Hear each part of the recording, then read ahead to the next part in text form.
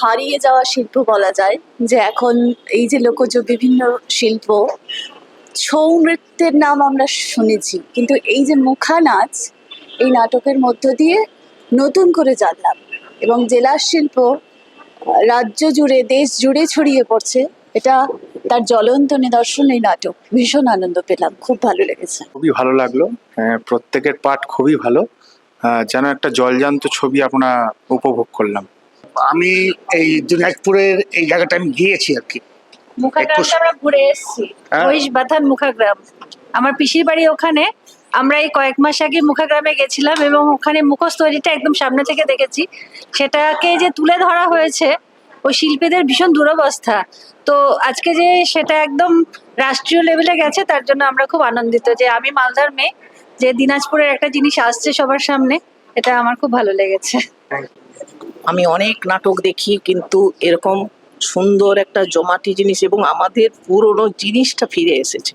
সেই জন্য আমি বলবো উদ্যোক্তাদের, মানে দলকে, যে আরো প্রচার করুন, তাহলে হলটা গমগম করবে এবং আমার আরো ভালো লাগবে যে আমি একটা ভালো জিনিস দেখলাম।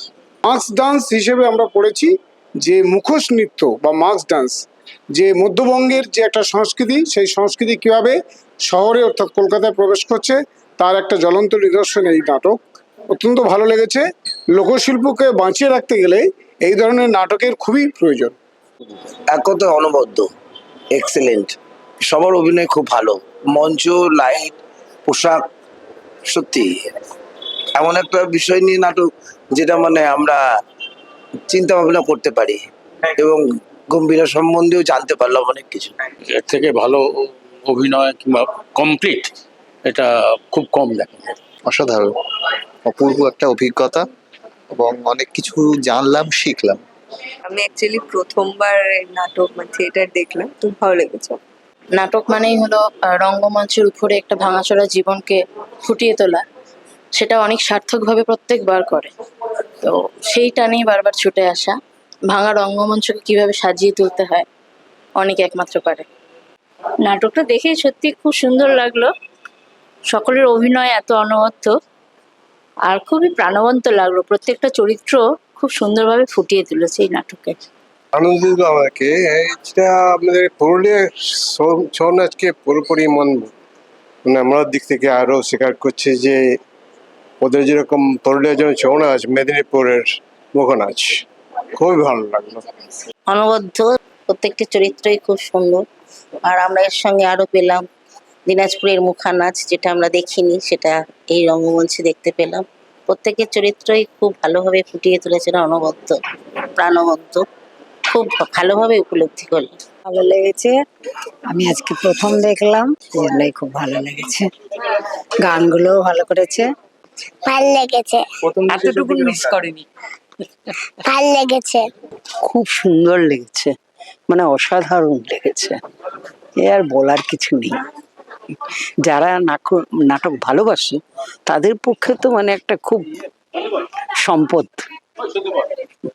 সব লবকুশীদের যে এত প্রাণবন্ত অভিনয় সত্যি অবাক করেছে। এটা এত দিনের পুরনো একটা জায়গার তবে তাদের ভাষাগুলোকে ব্যবহার করা হয়নি, কারণ সে ভাষাগুলো দর্শকরা আমরা বুঝতে অসুবিধা হবে আমাদের, সেই জন্য সেটাকে ব্যবহার করা হয়নি, গানটা ব্যবহার করা হয়েছে। অসাধারণ অসাধারণ লেগেছে। আমি আবার সুযোগ পেলে আবার দেখবো। খুব ভালো লেগেছে। বহুদিন পর বাংলার থিয়েটারে মুখা বা গম্ভীরার যে ছোটবেলায় তার স্মৃতি রোমন্থন করেই গেছি, বাট মঞ্চে এই অসাধারণ পারফরমেন্স এবং তার উপস্থাপনা সত্যি অসাধারণ, খুব ভালো লেগেছে।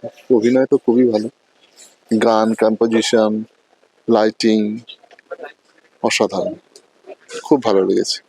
আমরা যে যারা নতুন প্রজন্ম তৈরি করছি, we are very enthusiastic about this art, because এরকম তো সত্যি মানে বাংলায় এরকম এত ভালো এই জনরটা এত হারিয়ে যাচ্ছিল, কিন্তু এখন নতুন প্রজন্মকে দেখে আমরা আরো মানে উৎসাহ পাচ্ছি, যাতে আমরা আরো আমাদের যে নেক্সট জেনারেশন আছে, we can actually nurture this.